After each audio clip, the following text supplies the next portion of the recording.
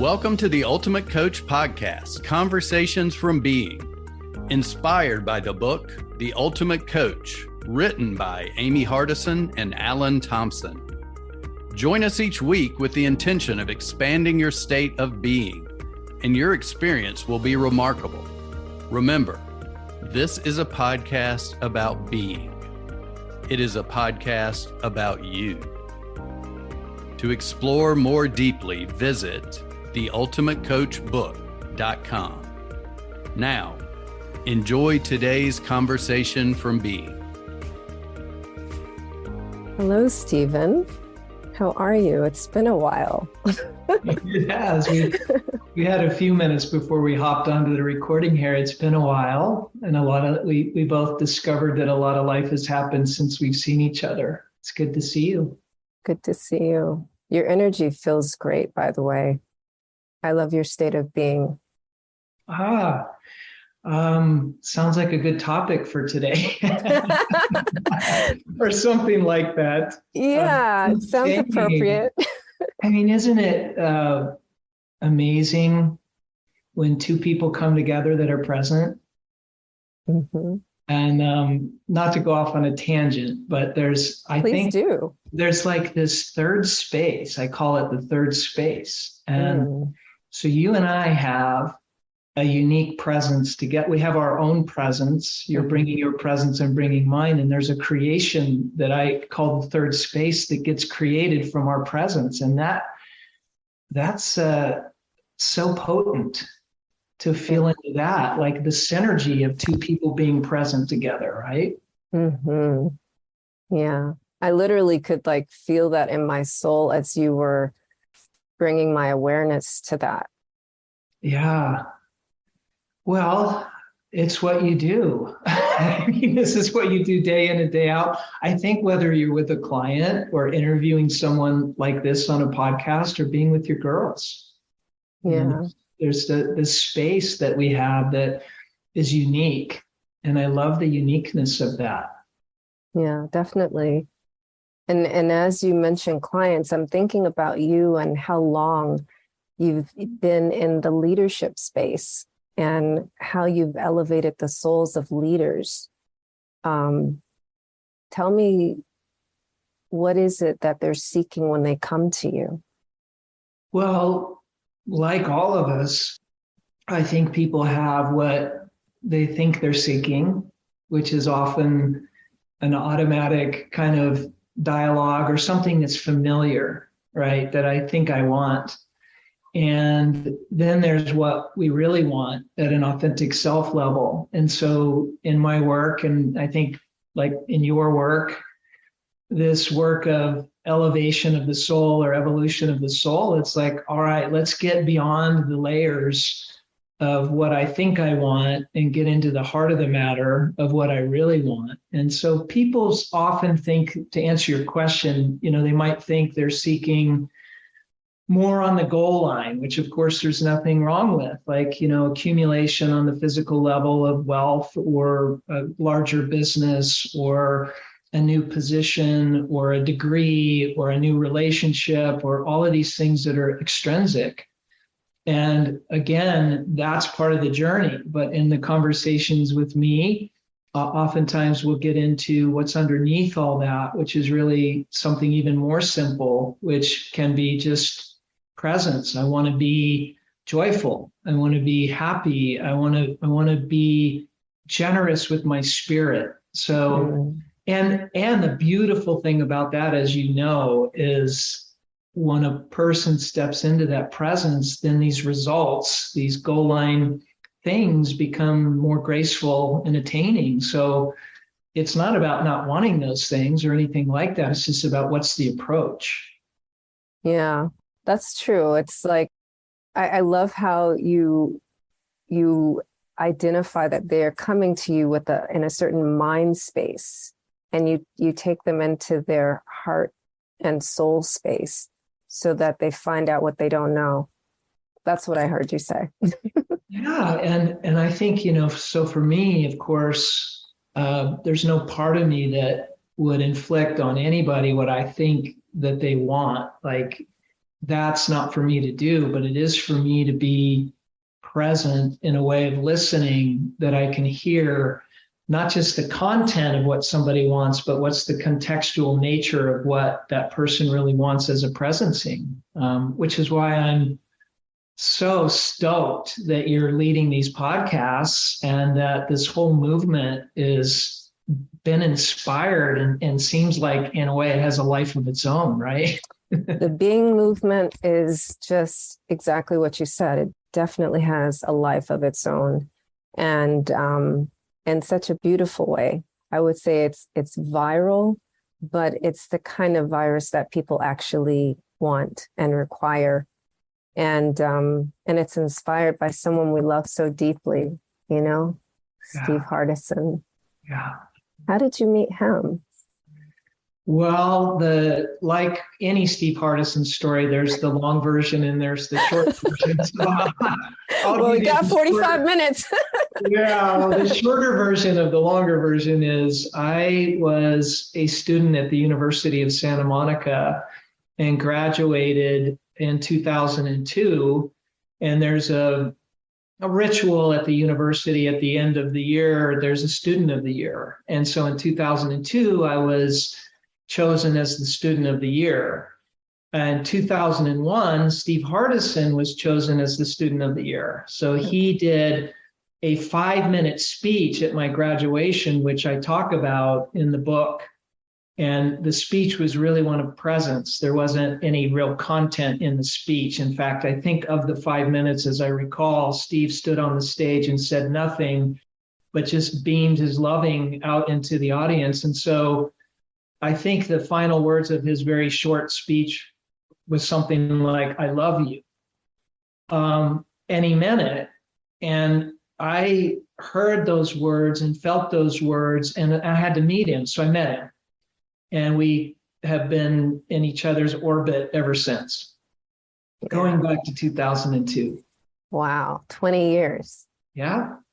It's amazing. I celebrate that. I celebrate all the years. And some years, there's been more of Steve Hardison in my orbit than other years, but he's always been there, if that makes any sense.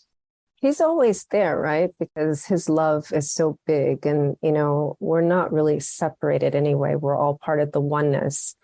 Some of us have a bigger presence of love than others. And so I would say that even though he's somewhere in some desert in Arizona, we feel him wherever we are in the world, right?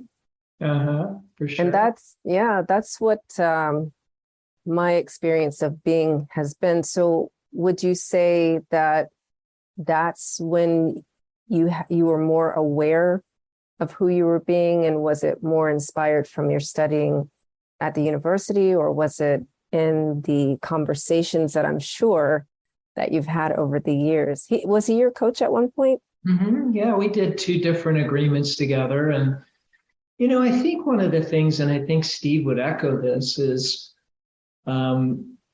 he demonstrates something that I just vibed with, and other people have demonstrated it as well, so I think that anytime I've been around a person, a leader that holds a demonstration of presence, I was always curious because I could see a part in that person that was also inside of me. And so, like I do with you, like I said when we first started, there's this beautiful presence in this third space that we're creating. So I just was cognizant that I want to be a part of that. I want to be more involved in that. I'm very curious about, what really has that presence become so palpable, because that's what it's like around Steve or others that hold presence in that way. It's so palpable. It's like, it's a result in and of itself, right? It's not about a doing, although Steve does a lot, but where he's coming from when he's doing is from presence and being, which is what I feel when he's doing something. So another person could be doing something from a place of frustration or being frenetic, and it might be the same physical action, but the result is very different because of who that person's being. Yeah. So I just picked up on that, and I wanted to be around that one.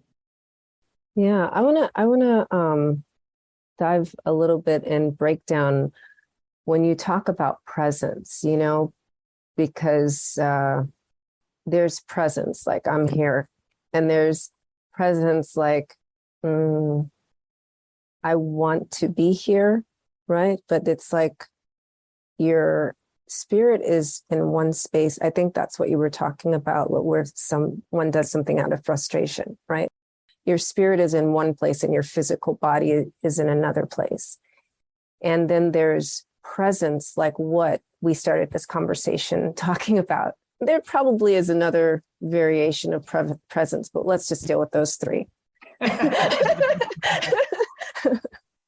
Yeah, well, what a great question. What a great conversation to have. I think the first thing, and we can dive as deep into this as you'd like. I'm going to need some help from you to be sure, because I think that the second I want to be somewhere that I'm not present. Mm-hmm. So so I'm going to just slow it down for some people. There's someone that was just like, what did he just say? So what that means is like, there's already a separation by you not recognizing that you are present because you aspire for something that is. Is that what you mean? Okay. Yeah, I mean that. And I just mean that, this is the easiest thing in the world to be present. It's the easiest thing we can be is present. It's allowing something that's already there. So it's like the clouds part and there's the sunshine. But I want to sit and allow the clouds to part because sometimes my thoughts or whatever else is going on can get cloudy and they can get in the way of the presence. Like I should be somewhere different than where I am right now. My life should be something different than it is right now. The second that thought occurs, there's an emotion that comes from the thought, and I'm no longer present because I want to be somewhere other than where I am. So that I think is tricky for some of us, and I know it has been in my life at times where I want to be somewhere different than where I am, or I want something to be different than it is. And then I'm trying to get somewhere. I'm trying to get present. I can't really get something I already have. I'm already there. I just have to allow it to emerge. And that's one of the things Steve Hardison is so great at, is being present with whatever it is. Whatever it is, wherever he is, that's what emerges from my experiences spending time with him. Yeah, I would agree. Yeah, he is very present. And I love your analogy with someone seeking something that's already there. I mean, when it is cloudy, there are clouds, but there's also sun. The fact that we don't see the sun doesn't mean that it doesn't exist. Yeah. So the deeper version of presence would be recognizing, while I only see cloud, I know that there's sun, and I'm grateful for the days that I've seen sun because of the clouds. Yeah, and I also think on the days where I may not be as present or I might be judging something about my not being present or more present than I am, I can be present with not being present so that I can get out of that. Like judging the clouds isn't going to get me present. No. Like I should be more evolved. I should be further along. I should be happier more often. Who says? Like life is life and it's there all the time. And it has a natural organic tendency to it anyway. So I think I would say presence has something to do with not resisting what is and going along with what is. I mean, those wouldn't really be my words per se. Maybe others like Byron Katie have said it way better than I just did, but there's something very potent, right, about the presence of what's really happening in the world. we saw a lot of people, and this isn't a political statement at all, but during 2020, we saw a lot of people unpresent because of what was happening, because a lot of people wanted it to be different than it was. And I had my plenty of moments where I did. But the more as I shared with you earlier, I had this beautiful cottage in Montecito, California. And the more I sat with what was really going on, on the planet at that time, the more present I got. And the more present I got, the more I could serve myself and the people around me, because I wasn't freaking out or judging as much as I was earlier about what was going on. I don't know if that makes any sense. Can you hear that? Yeah. I hear that you had your moments where you chose words that did not create the world that you would like to be present in. You existed in a way that that provided you with much separation, but it was also a deep healing for you. I'm hearing that somewhere in there, because you gave yourself time and space with that. Is that accurate? Oh my God, that is so insightful on your part. It was for me such a deep healing. Like, honestly, I'm not even sure I'm that clear yet what happened in the year and a half since March of 2020 for me when I moved there. I think I'm still sorting some of it out. But having said that, I'm being patient, because when I just said trying to sort it out, it's like, not really. I'm just kind of allowing it to emerge. It changed me. I think it changed a lot of us. And I think it's one of the reasons this movement that we're a part of with the Ultimate Coach is so powerful for so many people, because so many of us realized more how important ways of being really are, and how we show up in the world matters. And I think a lot of people, like, it's like the collective consciousness went up a notch, or 20,000 or something like that. I don't know. It's quantifiable. I don't know that. It's not, you're right. There's the old banker in me trying to metric. I know. Look, I was a CFO myself. I'm about the numbers, but let's just move away from that right now. Good catch. That's why you're so good at what you do.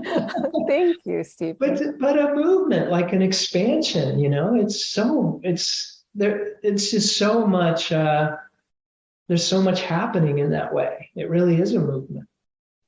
It is. And, as you're saying that, I'm wondering, like, I don't know if you were talking to Amy or Steve around the end of 2020, but that is, I think, when Devin Bendison was like, oh, do you know that Steve's writing a book? I'm like, Steve Hardison was like, I'm never going to write a book ever. And perhaps with the things that happened in 2020, he thought, you know what, maybe I do need to put a book out there. And maybe that is his contribution to help us all be with our being. What do you think? I didn't ask him. I mean, here's what I think. And I think what I'm saying is accurate, although I'm happy to be wrong about it. But based on some conversations with Steve, Alan D. Thompson was really the function and the core behind I'm going to write a book. Like Steve was years ago, like, I'm never going to have a website. Yeah. He's very clear on what he's not going to do until he's not, like all of humans, right? I was about to say until he's not, because that's... But that's very human, right? And so Alan Thompson's like, I'm going to do it. And kind of like, I'm going to do it regardless. And so if I'm not mistaken, the interview I had with Alan D. Thompson was in probably early spring of 2021.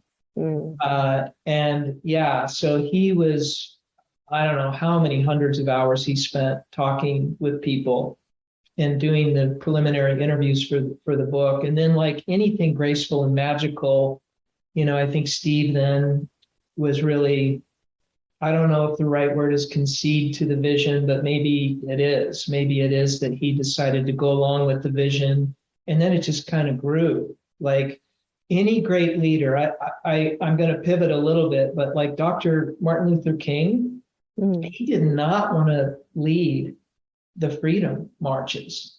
He did not, that is not, he wasn't standing up going, I'm the guy to do this. He was sort of told, we think you're the one. And here's the reasons. And he was like, nah, not gonna, until he was. And so isn't that an interesting part of this whole conversation? Like so many people from my experience are trying to generate something strategically. And I've been that person so many times in my life. And those are the times I've struggled the most, when I was trying to force something that didn't want to happen and making people wrong along the way that didn't want to cooperate with what my strategic vision was, and letting go of all that struggle and that trying to get somewhere. So I think this book, to come back around full circle, is a beautiful example of grace and presence and ease and flow, and has this organic, beautiful, natural result to it. And I think that's why it's moving out into the world the way that it is. Yeah. Yeah, I would agree with that. And the conversation I had with Steve was clearly way after the book was written. But he said that this book is not about me. It is the book about being. And, I know there's a set of instructions on the back of the book, but if we just focus on seeing the mirror image of ourselves, right? I told you about this line in my poem, which I can't remember the name of the poem, but anyway, where I say my infinity mirrors divinity, and each of us has that piece of divinity inside of us, right? And so as you read the book about being, the Ultimate Coach book, each page is a reflection of your own life, is a reflection of who you're being, the way you perceive it each time you read a page, right? I found that I would read a page and then I have to reread it. And to your point about judgment, like some of those times it wasn't about me, it was about Steve. I was like, that guy. And I'm like, wait, who am I being in this moment? Why am I in judgment? What is it that I'm seeing that I don't like about myself, or that I'm judging about myself? So did you experience that too when you were reading the book? Oh my God. Like once or twice. And another Steve in our world is Steve Chandler. And I mentioned this to him the other day on the phone. It's like, this is the thing I love most about Steve Hardison, is if this book were about Steve Hardison, I honestly could not stomach it. I mean that. Like, okay. I mean it because Steve Hardison doesn't need to talk about Steve Hardison, because Steve Hardison is Steve Hardison. So it's not about Steve Hardison, and Steve Hardison is smart enough and being enough, presence enough to see that and to give the gift of him being who he is. And when someone is being who they are, it's like that. Remember that old quote from Marianne Williamson, our deepest fear is not that we are inadequate. Our deepest fear is that we're powerful beyond measure. Yeah. Steve Hardison gives permission for that power, but he's not saying be me. He's saying be you. Mm-hmm. Be you in the most unique way. And in my work and conversations with Steve Hardison, that's one of that may be the biggest gem I took away, was for me to be me. There's no competition for me to be me. It's only when I try to compare or contrast myself with other people that I get in trouble. So I'm sorry to interrupt you, but there's another opportunity in what you said to get in trouble. You can compare you to a previous iteration of you. Yeah, interesting. That's kind of dangerous. Very. Yeah, and I hadn't thought of that in a while, but that's a really good point. Like, yeah, that's scary town. And that's a lot of ego. It's a lot of striving and what I was saying earlier about trying to get somewhere. So, good point. Yeah. And we only have opportunities to thrive and to be. And so let's talk about the definition of what it is to be. Like my other podcast is called The Free to Be Show, which came from a book that you may recall from the 70s, Big Purple book, Free to Be. Yeah. Yeah. Absolutely. So yeah. I grew up with that. So there may be some confusion, for people when we talk about who you be, right? And that's before we even get to the beingness. So let's, what is your definition of be, like to be? Well, it's funny because what came in is it Shakespeare, right? To be or not to be. Oh yeah. So it's like there's two sides to the coin. So not to be oneself.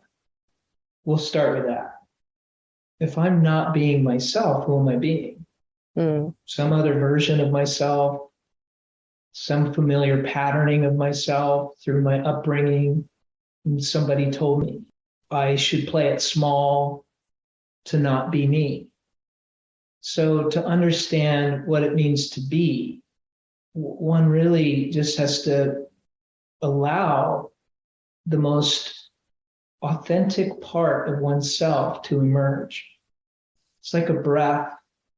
It's like, how easy is it for us to breathe when we don't think about breathing? And how easy is it to be when we don't think about being? So, like, I can feel a presence of beingness coming in even more powerfully now because it's such a good question. So, the aspect of being isn't trying to do anything. It's not trying to get somewhere. So to be or not to be, what's your choice? What's my choice? To be. It's a preference of, and it's the most natural thing ever, like breathing. Yeah. I think, what did Shakespeare say? He says, to be or not to be, whether 'tis nobler in the mind to suffer the slings of and arrows of outrageous misfortune, or to, I can't remember the rest. Oh my gosh. But it's just like, basically, right, we have a choice to judge ourselves and self-abuse for something that's outside of us, right? The outrageous misfortune. Is it outrageous? Is it a misfortune? Like, you're even judging the situation. Or we could just, like what you just said, be, right? And in all of this, it really loops back to the beginning of our conversation of presence, isn't it? It is, and I love the poet in you. I mean, I love that you can recall those words. I think that the trick then to be is to just allow it, because there's so many rules in society. Like, one thing about Steve Hardison is he's so generous and so loving that some people could get confused by it, because of the rules are more like, I don't know if I would call it stoicism or just being stingy. Like, but the second one. The second one, that one. Not that we're judging. Not that we're judging. But I do judge, and that's part of what, is my state of being too, is like coming back to self. But that, when I'm generous and who I'm being, it's selfish in a way, because it's so fulfilling for me, and it has a life of its own, which we kind of spoke about earlier. It's self-fulfilling as a prophecy, and it just builds this velocity, and it builds this momentum, whether it's an individual or a culture and an organization or a movement like this one. There's a way of being. What I love about this one is Steve is saying that, be you. He's not saying be me. So there we go. Those are just thoughts. I don't know. How do you hear all that? Yeah, it is. I hear it as fluid choice. each moment that we breathe, we have a choice. And sometimes we forget we have the choice. And we instead side with the rules and then complain and judge them. When the opportunity is always available to create the culture and the beingness that we desire anywhere we are, no matter what it is we're doing or who we're with. That's so cool. What I love most about that is that there's no effort in it. It's a non-effort. It's like Teflon. It doesn't stick. And Right. not that I recommend using Teflon, but That's a whole different show, Stephen. I know. Like, it is. You can be on the Free to Be show and have that conversation. Okay, good. But that is, it's not an effort, and it's not generated, and it's free. Yeah. We hear these funny phrases, but they're often accurate. Like you said, free to be me, it seems so accurate to me. And we're always free to be, Yeah. Yeah. Yeah. And so beingness is like, now that we've defined thoroughly, I feel like we've given a thorough definition of what it is to be. Would you agree with that? As much as there is a definition, yeah. Right. You know As much as there can be, yes. Yeah. I would say that beingness is similar. We have quite an opportunity with words, Steve always talks about your words create your world, and people don't really realize that it does. Our words are actual prayers. We pull from behind the veil, right? There's like a whole invisible world that we don't see, that we're pulling from every time we speak. And when we really feel and believe something like that in our spirit and the core of who we are, it brings it, as a self-fulfilling prophecy. And so when it comes to beingness, I think this is more of, if I can say, the action of what it is to be through the thread of our words. Would you agree? What did you hear me say? Well, what I hear you saying is that one of the ways of being that we all have the opportunity for is to consciously choose our language and create through the language of prayer who we be or what we want to create, because language is a way of being, the power of language. Like, I feel like, in a way, this podcast and this conversation, it's almost like we're creating a whole new language, because where we used to be 2-3 years ago is just different. I think we've been heading in this direction in a while. And so, boy, I'm no expert in it. I'm just doing my best to put language on something that's new and it's fresh. So it's like fertile ground, and we're planting seeds. So what I heard you say is language plants seeds that grow. And so I want to be mindful about what seeds I'm planting. Am I planting weed seeds? What kind of weed are we talking about? Well, I am from Colorado originally, although I know. there's plenty of it there, I'll say. But not that kind of weed. It could be that kind of weed. It's up to you as an individual. But it's like the seeds that we plant in language will for sure grow. And when I look at my own life, when I've been most aware of that with myself and others is when my life has been more presenced and it's been more wonderful and more full. And when I get unconscious to that, and I'm going to just say for me. Repeat it again. Repeat it again. When I get what? Say that? Yeah. Unconscious, unaware. I get lazy with my language, and there's a result to that too.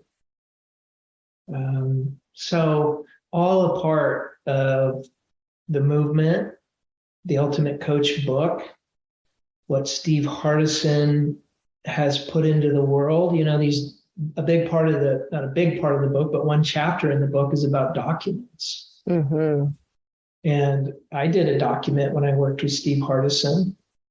And I was recently in touch with Steve Hardison for various reasons, but one of them was just like, talking about a Be With session, because I feel like it's time for me to create a new document because of the power of language in your earlier points on that.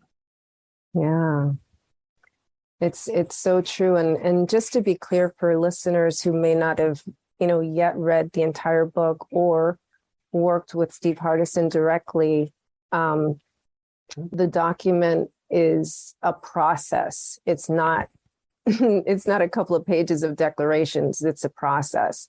And as part of this movement, we actually are creating a course by someone who has been trained or coached directly with Steve Hardison for several years, and they will take you through the process of the document. So did you know that? Yeah. Yeah, that's great to know. I wasn't aware of that, but that's cool. That's exciting. Yeah.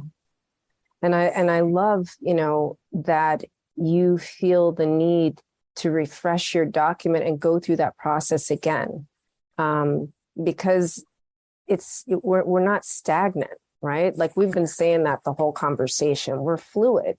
Mm-hmm. We're living in a progressive sequence of moments, and there gets to be a point when the declarations of how long ago was your document? I mean, we don't have to go there if you don't want to, but like... No, it was like 2004 when I did my first document. Okay, so you might have evolved a little bit. Oh. So I guess, that's accurate. It's time to refresh that, Stephen. 18 years, we're going to talk about that when we're done recording. See, that's helpful too. I mean, being in a community that holds integrity and accountability to one's way of being. Yeah. Really that relationships, relating in a way of being, gosh, that is such talk about a container, Yeah. where there's an opportunity to elevate raise the soul. vibration exponentially. Yeah. That's what we're doing here.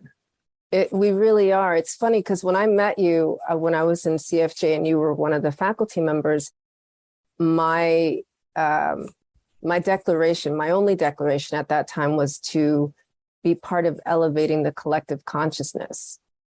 Yeah. And who knew what that meant? I didn't know what that meant, but now I know what that means. And it's still evolving, So well, I've watched you do it too. It's not like we've been in daily or conversations often, but I can observe your way of being over the years from that CFJ school, which was probably 2018. No, I know. How about that? No, it was 2021. Oh my gosh. But the first time I met you was before that. No? Okay. I met you, I feel like it was February or March of 2021. Okay. But see, that's striking to me. Your experience of me is that there's such a profound distinction between who I was being when you met me to now that you thought that 4 years passed. I'm just having a moment here. Space and time has left my brain. But whatever the length of time is, it's just, that's what these things do. These declarations, these ways of being, like, catapult us into a whole stratosphere that otherwise I don't think is possible. And, I want to add to this conversation a little piece of what I would call like groundedness. Yes. Because it could seem so woo-woo or airy-fairy to talk about, with my clients, like leaders and organizations, what do you mean by, that's a big question. What do you mean by ways of being? Mm-hmm. But what I've seen over the years is, while it's the soft part of change, meaning it's a little less tangible than other things that the linear mind likes to glom onto, which I do too, it is a result orientation. So in ways of being, for those of us listening that are like, I don't know what they're talking about, or what's this woo-woo stuff, like, it is grounded in result. So if I'm not getting the results that I want to first look at who am I being? That's as simple as I know how to put it. It's often, there's often more to that conversation, but that's a simple way to say it. I mean, what do you feel about that? Yeah, I agree. And I was meaning to get back to the practical, as we would say, conversation of being that is more accessible to normal people, right? That are not woo-woo minded. And what comes to mind is, the recent conversation that Meredith Bell had with Jonathan Kaiser, and what it boiled down to him as being that more powerful leader was to be in integrity with stuff even that was beyond his control. And I would say at the root of most weak leaders is that they lack integrity and they don't even know it, right? It's just like, oh, I'll meet you at 2:00. And the example that he gave in that interview was he would intentionally schedule 3 appointments at 2:00 or at the same time, and then decide how he felt that day and pick one. Yeah. How many leaders do that on a regular? Yeah. Yeah, that's not being in integrity. And if you think it's okay, it's not. Yeah. That's a crappy way of being. And I'm not judging. That's just an observation. Well, I love your straight talk. I mean, I think there needs to be more of that. Like, it's not okay. I think of, again, similar example, but when I was doing culture change work in organizations, I was doing more of that many years ago. And everyone would be there on schedule and on time, except for the C-level leader. And, 15 minutes late, like, I'm here, I got caught up, all of that. Oh my goodness. Like, talk about a conversation. On a practical level, if we just added up the salaries in the room and multiplied it times a quarter of an hour, and you think about that projected out over a number of years, it's a lot of wasted resource. So there's that level of it. But then there's just the mistrust. Got to bring up the numbers. Yeah, I know. I'm the former financial services person here. But that mistrust, what I learned over the years is that is where the real harm is. Because now there's no discretionary energy coming from our people, our team, our family, our church, the people we love the most. They're not sure whether we're going to be there or not be there. And that uncertainty is painful, and it's harmful to the people we love the most as leaders. So I love your straight talk, and it is a way of being on time. That's why we say be on time. It's a way of being, to be on time or not on time. Right. It's as practical as we could get today, right? There you go. And, the other podcast that I do is called Unlearning Labels, which is about diversity, equity, and inclusion. And so you made me think of another word with your example there is that creates a lack of psychological safety, right? Yeah. Which is it's a root of a cultural problem in many organizations, and it trickles down, right? He thinks it's okay to be 15 minutes late. That's fine. The next level down, right? The VPs are like, oh, well, I guess we'll just let it slide that yeah, I know you said you can have 3 weeks of PTO, just have 2 weeks because I think that's okay. And then the next level down, the managers are like, oh, because you're a woman and you've got kids and you're taking, extra time to be with your sick kid, we're going to not promote you for the next 3 years. You know what I mean? So it's like, Yeah. it seems like not a big deal to be 15 minutes late, but you don't know what's happening on the other end. Yeah. And it's, it can come from a place of self-importance or, this is more important than that, which is what you described earlier with Jonathan Kaiser copying to what he used to do, which I've done too, but the real person that suffers from that is me, because now my word to myself is questionable. And how do I create with my word if my word is questionable to myself? Here's the answer. I can't. Not in a predictable way, not in a way that has a certainty to it. So I'm going to withhold part of my generosity, part of my creative force, part of the cosmos and the universe and God coming into my language, because it's questioning too, it being whatever you want to call it, like the cosmos, universe, God, spirit, whatever, but it questions too, like, is she serious about what she says? Yeah. And think, oh my God, that's like, there's an energy to that too. And I'm going to put that energy in this phrase. It keeps you from loving. Wow. Say more. Yeah. So if you can't keep your word to yourself, you can't love yourself. Yeah. Which it can't radiate anywhere. Your creation will be inconsistent. We talked about words earlier, right? At words planting seeds, but you're throwing seeds or not. But if you were throwing seeds, you'd be throwing them in a desert, right? Someplace where nothing will ever grow. Yeah. Yeah. Beautiful. I love that you brought it back to love.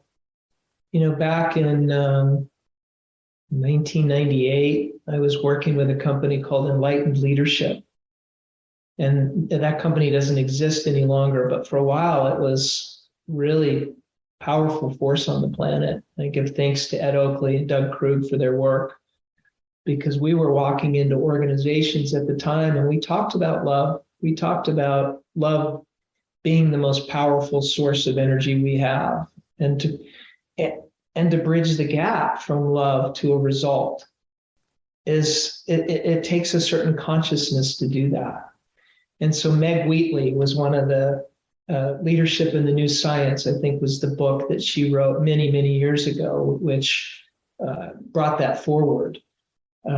So yes, I love that you bring it back to that, because it's never been more important for us as leaders to love ourselves and others than it is right now. And that can mean a lot of different things. That also is not woo-woo to me, because to me, love is a behavior. This movement, based on the life of Steve Hardison in the book and the other people he's impacted, is what did they experience? Love. And the way Steve Hardison has loved me has been in very different ways.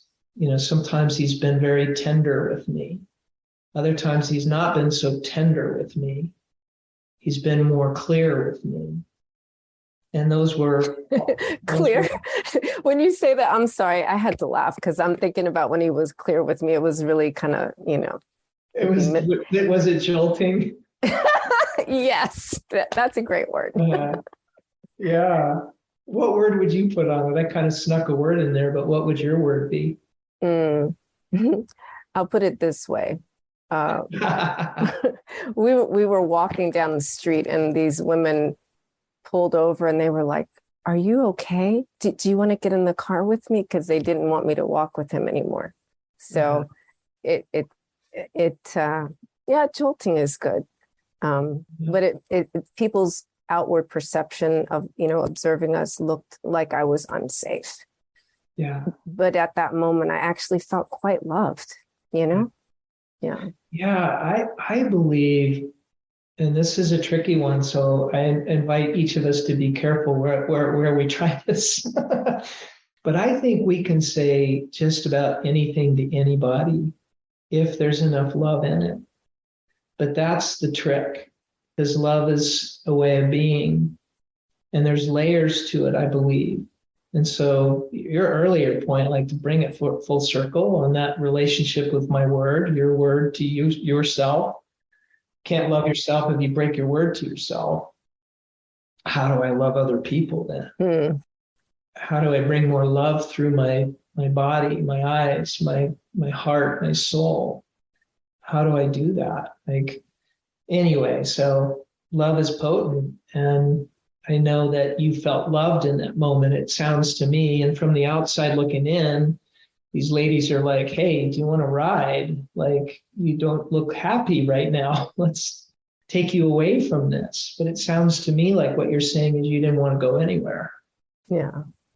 Yeah. It's to really come full circle and I guess close here, but I'm going to ask you one more question after I say this, is that love is something that really vibrates from a different realm.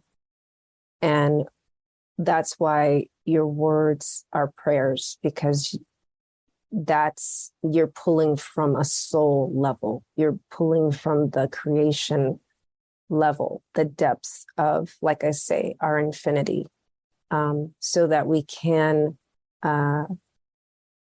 connect hearts in the world and create cultures, create connection, inspire, relationships, and really be in integrity with everything we do, with every choice we make in every moment. Yeah. Yeah. Beautiful. So, Stephen, what feels most appropriate to close this space today? With love, just I love your presence. I love your willingness to create with people like myself a movement through this podcast. I love the direction of the book and how it's landing in people's lives. I love myself for being willing to be unapologetic in who I am, which is ultimately, pardon the pun, is ultimately what Steve Hardison has shown me, is he's unapologetic in being himself. And that is freaking badass. I don't know that many people that are unapologetic in being themselves. And there's a power in them. So I would just land this plane by saying I'm grateful for the love.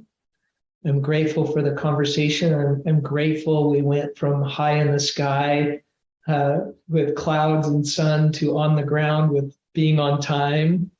We covered a lot of ground. And I said to you earlier, I think you're gifted at interviews, and I think you've heard that from a few other people. So I do encourage you carrying on. I know you are. So thank you for your work and what you're doing. Thank you for listening. If you know someone who would benefit from today's conversation, please share this podcast with them. Also, we invite you to visit theultimatecoachbook.com so you can continue your personal exploration of being.